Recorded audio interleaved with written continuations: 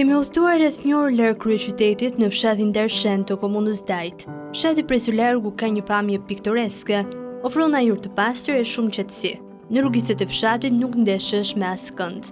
Tymi hoxhaqeve të ndezur të bën të kuptosh se nuk është një fshat i braktisur. Nuk është një destinacion turistik, por një vend ku ja vlen të shkosh dhe të dëgjosh historitë të shumta që banorët e këtij fshati kanë për të rrëfyer. Fshati Darshen mund të përshkohet në këmbë sa hape mbyll syt. Një fshat i vogël ku aktualisht jetojnë 23 familje. Varfëria shihet kudo.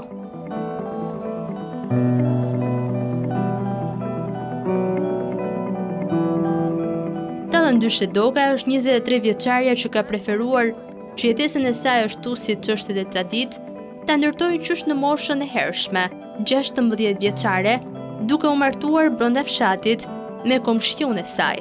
3 fëmijët, punët e shtëpisë të arës, janë mbushja e ditëve të saj, që rritin pa u vënë re, por duke lënë gjurmë të thella në shpirt e në mendje. Me çfarë merren gratë gjatë ditës këtu në fshat? Ngrem gjes, pen, buk, fshi, laj, pastaj shko punëm, vel atje miell, rregulla. Përsa i përket festës së 8 marsit, si e prisni ju këtu, për shembull?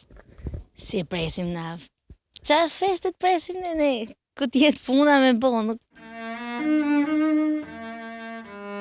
Ajo nuk është e vetmja që është martuar në këtë moshë. Si dallandyshja, ka edhe vajza të tjera, siç ka edhe nga ato që nëse kalojnë të 18-at, quhen të lëna në derë të babës. Gratë dhe burrat e këtij fshati punojnë fort, por në përpjesim të shtret me njëri tjetrit.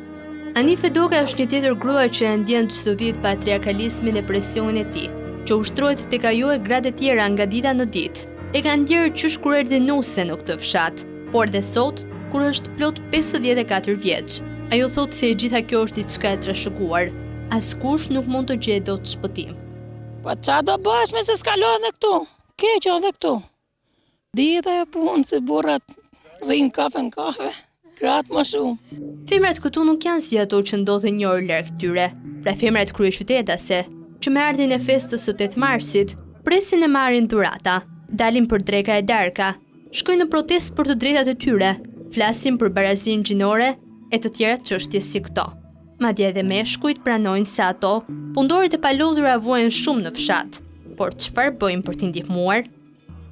Ju e ndihmoni gruan tuaj? Në bëjmë, sa kam mundësi.